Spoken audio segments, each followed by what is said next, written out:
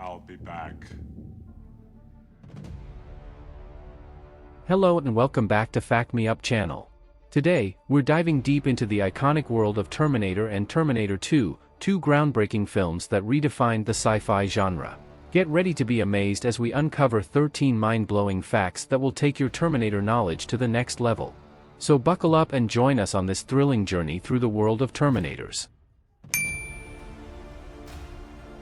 While shooting this film, James Cameron often resorted to what he called guerrilla filmmaking as a way of getting around acquiring permits needed to film certain scenes. This involved the production crew and actors quickly arriving at a specified location, shooting the scene and leaving before the police arrived. As a result, some of the people seen in a few shots are actual everyday citizens completely unaware that they're in a movie. This was also used for reshoots, with Cameron even calling and waking Arnold Schwarzenegger once at 3 a.m. to meet him at a location already in full costume to quickly reshoot a scene. Cameron also used this tactic to film the very last scene where Sarah drives off into the desert. While waiting for the heat to rise to the point that ripples could be filmed, a highway patrolman appeared.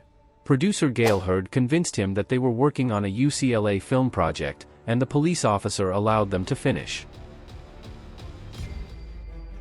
Arnold Schwarzenegger worked with guns every day for a month to prepare for his role of Terminator. The first 2 weeks of filming, he practiced stripping and reassembly of the weapons blindfolded, until the motions were automatic like a machine. He had to be ambidextrous, and spent hours at the shooting range practicing with different weapons without blinking or looking at them when reloading or cocking. He ended up garnering a compliment in the magazine Soldier of Fortune for his realistic handling of the guns on camera, whereas the magazine usually lampoons movies for their inaccurate depictions of weapons use. James Cameron got the idea for the film during post-production of his previous film, Piranha 2: The Spawning in Rome. Since he had been fired from the Piranha production, he had spent the last of his own money on the plane ticket to get there, hoping to be at least involved in the editing process. Without money for proper food, he became increasingly sick, and went to bed one night with high fever. He had a nightmare of a metal endoskeleton emerging from flames, dragging itself over the floor holding kitchen knives. When he woke up, he immediately made a drawing of this vision.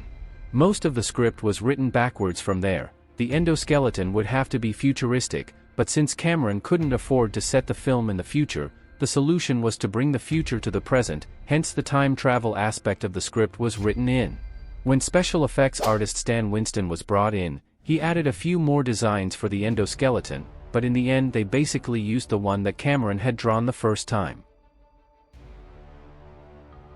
O.J. Simpson was considered for the role of Terminator before Arnold Schwarzenegger, but the producers feared he was too nice to be taken seriously as a cold-blooded killer.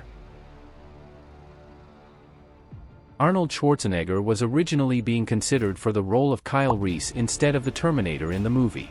The bodybuilder-turned-actor had made something of a name for himself in the movies like Long Goodbye, Pumping Iron and Conan the Barbarian, and when Orion Pictures executive Mike Medavoy met the actor at a party, he sent him the script for consideration.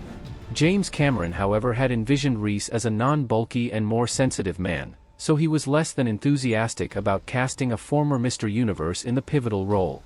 Largely on Medavoy's insistence, Cameron went out to meet and have lunch with him anyway.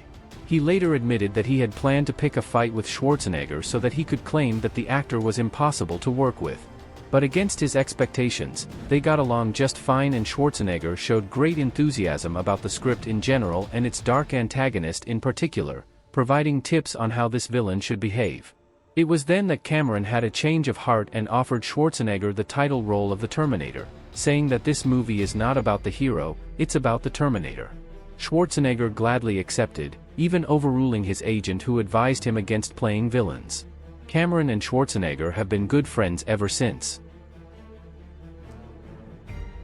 During the production of Conan the Destroyer, Arnold Schwarzenegger was interviewed about upcoming projects and his role of Terminator was one of the questions. He referred to the Terminator as some shit movie that he's doing and it will take him couple of weeks to finish. However, he has since recanted this statement, saying, "It was wrong of me to judge the movie before I even got fully involved. James Cameron created a fantastic character and while I was hesitant, I now know the Terminator was a defining work in my career." The beginning of production was postponed for 9 months due to Arnold Schwarzenegger's commitment to Conan the Destroyer.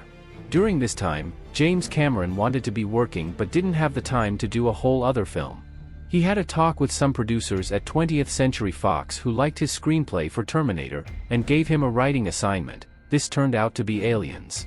On the same day, he was also asked to write a script for Rambo: First Blood Part 2. While handling these two assignments, he also did additional work on his Terminator screenplay, writing each script at night at a different desk in order to keep the projects apart. He calculated how many pages he had to write each night by dividing the total number of pages by the number of waking hours per night. He said that he accomplished that by drinking lots of coffee, a habit that he finally kicked after completing Terminator 2: Judgment Day. Come with me if you want to live.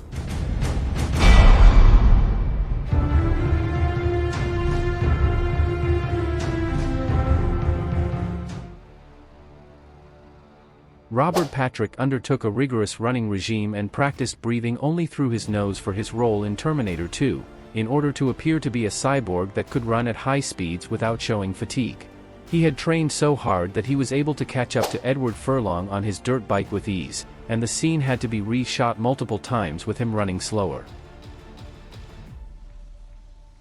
Special effects guru Stan Winston and his crew studied hours of nuclear test footage in order to make Sarah Connor's nuclear nightmare scene look as realistic as possible. A miniature Los Angeles was made to simulate the scene, and some of the materials used in the miniature that mimicked all the destroyed masonry were Matzo's crackers and shredded wheat. After each take, it would take on average 2 days to set the model up to shoot again.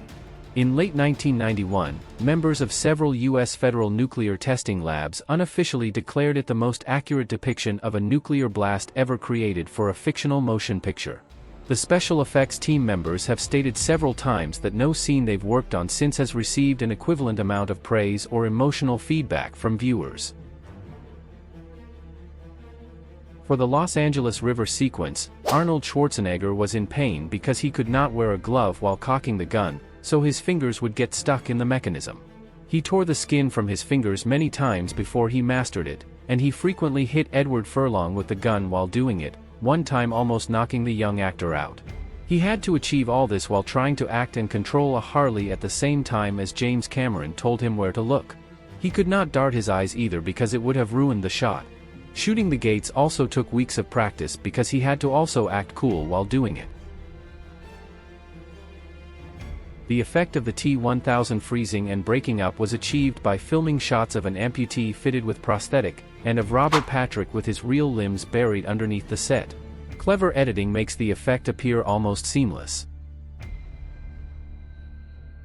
Production took sufficiently long that Edward Furlong's growth caused the production team to have to make certain adjustments during the shoot. You might notice that he is noticeably younger in the desert scene than in other scenes. His voice also began to break and had to be pitch adjusted in post-production. He had also grown quite tall over the months that for one scene shot late in the production schedule, he had to stand in a hole in the ground in order to maintain continuity in height difference with Linda Hamilton. According to director James Cameron, Linda Hamilton suffered permanent hearing damage in one ear during the elevator shootout because she did not insert her earplugs after removing them between takes.